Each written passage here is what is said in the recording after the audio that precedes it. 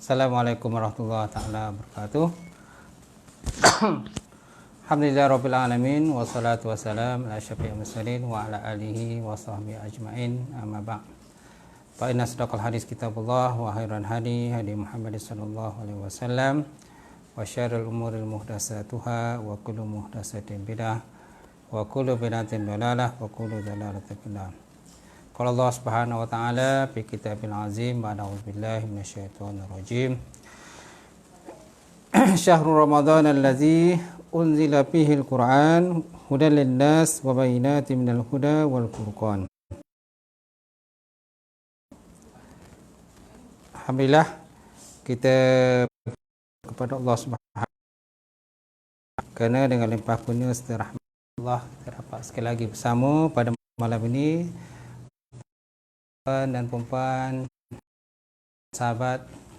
Alhamdulillah saudara-saudari, mudah-mudahan tuan-tuan dan pada keadaan sihat walafiat dan berjaya melalui fasa-fasa yang terdapat dalam bulan Ramadan ini, insya-Allah.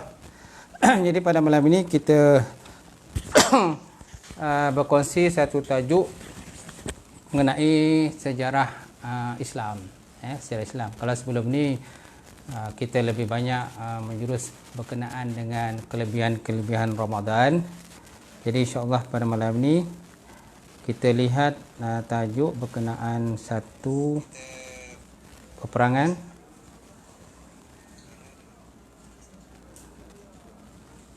itulah peperangan Ramadan, insya-Allah.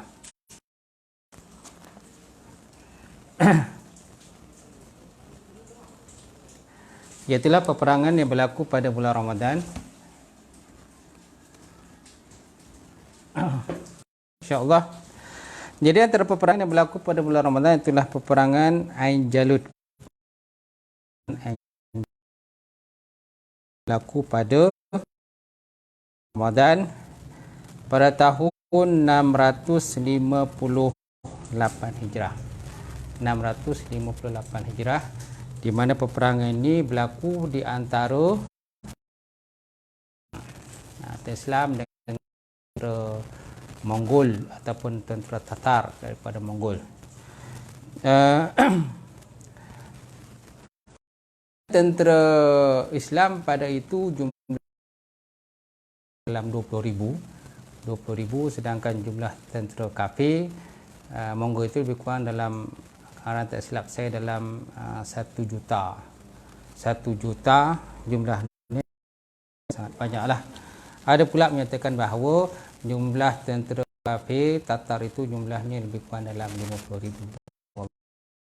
Cuma nak nyatakan di sini berkenaan dengan macam mana peperangan ini boleh bermula. Macam mana peperangan boleh terjadi antara tentera Islam dengan tentera Tatar ataupun tentera Mongol. Baik, sebelum kita masuk dalam peperangan tersebut, di mana peperangan itu berlaku, di mana pada kejatuhan kerajaan Abbasiyah di Baghdad pada masa itu, di mana Islam telah mencapai satu kegemilangan yang hebat dalam tamadun Islam.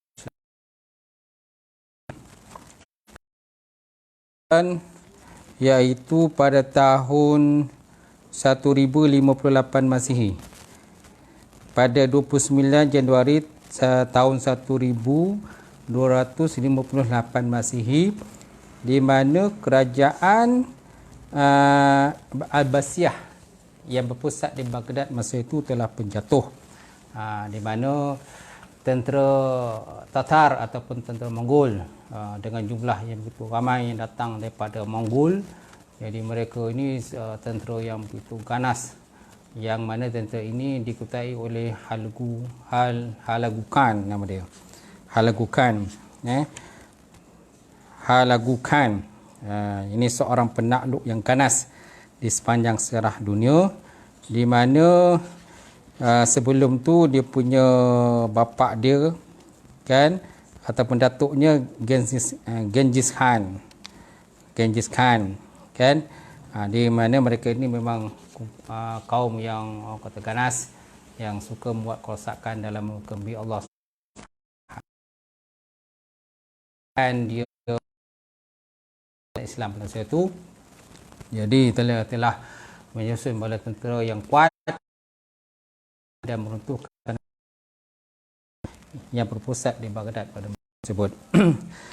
Dan di sini ada nyatakan bahawa dalam buku menyatakan bahawa kerajaan Mongol, serangan Mongol telah bermula pada tahun 607. Pada tahun 1220 Masih telah berlakunya terhadap Afghanistan dan juga Uzbekistan. Kemudian kerajaan Mongol juga telah menawan kerajaan-kerajaan lain,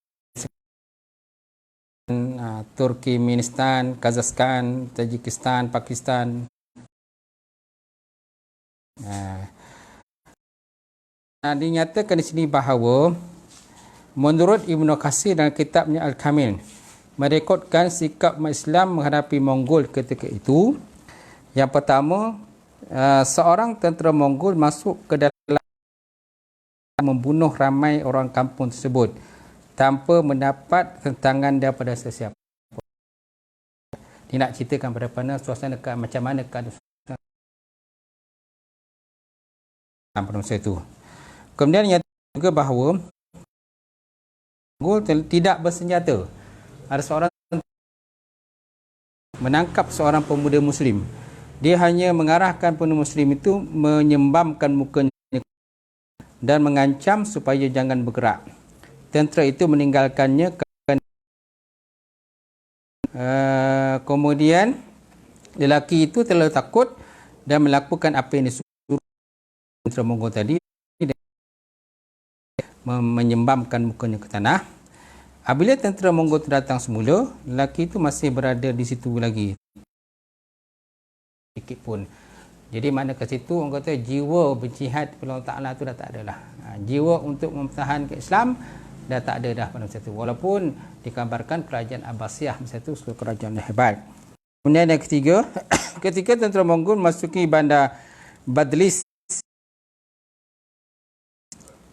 semua penduduk lari ke bukit dan membiarkan tentera Mongol membakar, musnahkan tempat tinggal mereka. Daripada sudut geografi, bandar tersebut tuan-tuan sempit dan memberi peluang kemasan pada tentera Islam sebenarnya untuk menyerang hendap kalau tentera Mongol lalu ke kawasan tersebut. Sekiranya tentera Mongol tentu terperangkap Islam, malangnya mereka lebih suka menyelamatkan diri dan akhirnya dibunuh ketika tentera Mongol menawan bandar tersebut, tuan-tuan. Itulah yang berlaku. Mana jiwa semangat untuk Islam tu tak ada dah. Orang kata kalau nak giakan mereka boleh orang kata menyerang hendap tentera Mongol yang datang, tapi mereka membiarkan begitu sajalah.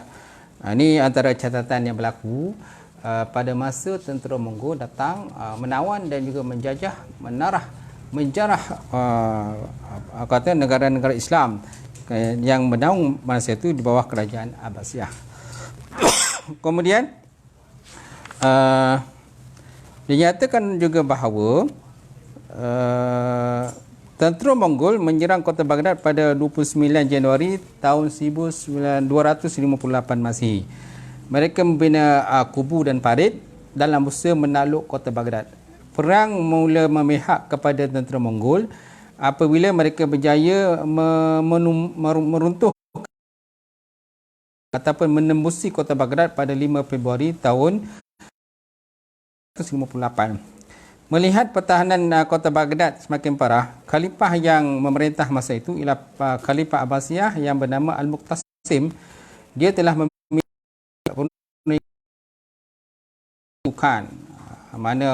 hargukan mana perang masa itulah Tatar masa itu. Kemudian beliau nekat memusnahkan kota Baghdad sebagai pengajaran kepada bangsa lain. Tetapi Hulugan tidak dengan Khalifah Al-Muqtasim.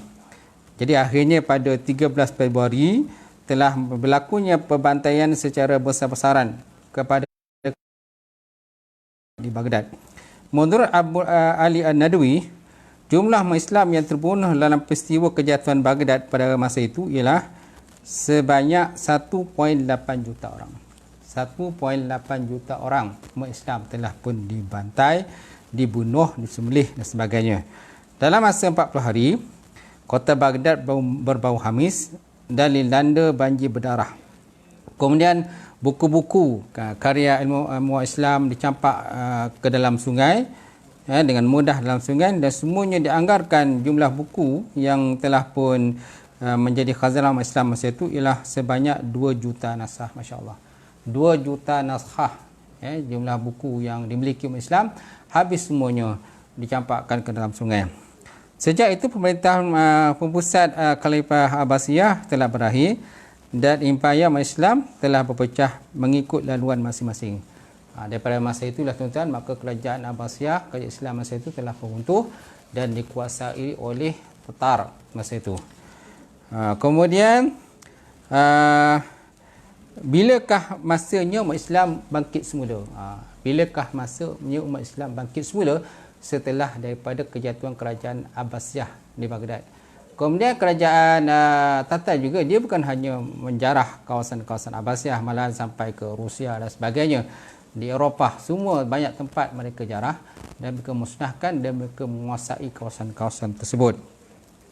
Kemudian setelah daripada itu kan, dalam masa kejatuhan kerajaan Baghdad itu, maka muncullah seorang sultan ataupun seorang pemimpin Islam yang hebat, iaitulah namanya Sultan Muzaffar Saifuddin Al-Qutb. Sultan Muzaffar Saifuddin Al-Qutb, kan, dia inilah yang kata orang yang memainkan peranan penting, sultan memainkan peranan untuk menaikkan semua mula ke semangat jihad kepada orang Islam untuk melawan kerajaan Tatar. Iaitulah selepas lebih kurang, riwayat kami menyatakan lebih kurang daripada 40 tahun. 40 tahun ini dikabarkan bahawa kerajaan Tatar menguasai kerajaan Islam pada masa tersebut. Kemudian apakah langkah-langkah yang dia ambil? Kemudian selepas itu bilakah Al-Qutb dilantik sebagai sultan di negeri Mesir? Dia pusat dia, Sultan Muzaffar Al-Qutb ni dia berpusat di Mesir, kan. Mesir masa itu terpaksa kata